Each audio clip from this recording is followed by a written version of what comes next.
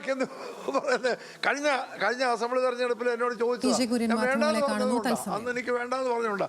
അതുപോലെ ശശി തരൂരിനെ എവിടെ ഒഴിവാക്കിയെന്നാ? ശശി തരൂരിനെ വന്നുടനെ പുള്ളി വിദേശത്ത് ജോലിയൊക്കെ ചെയ്ത് നല്ല ഇതാക്കി UN സെക്രട്ടറിഷിപ്പിന് മത്സരിച്ചു, പരാജയപ്പെട്ട് വന്ന ഉടൻ നമ്മളിവിടെ MP ആക്കി.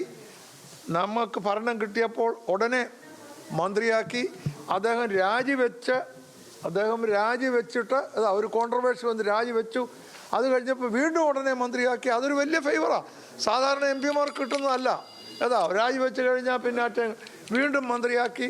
അത് കഴിഞ്ഞ് വീണ്ടും സീറ്റ് കൊടുത്തു. ഇവിടെ വന്നപ്പോൾ ഏറ്റവും നല്ല പാർലമെൻ്ററി കമ്മിറ്റിയുടെ ചെയർമാനാക്കി. അല്ലാതെ പ്രതിപക്ഷത്തുള്ള ഒരു പാർട്ടി എന്താ ചെയ്യേണ്ടത്? അപ്പോൾ ശശി തരൂരിൻ്റെ പരാതിക്ക് ഒരടിസ്ഥാനവുമില്ല.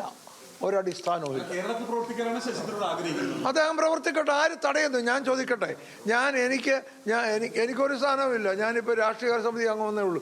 ഞാൻ പൂർണ്ണമായി കേരളത്തിൽ പ്രവർത്തിച്ചുകൊണ്ടിരിക്കുക. കോൺഗ്രസ് പാർട്ടി പ്രവർത്തിക്കാൻ എന്താ തടസ്സം?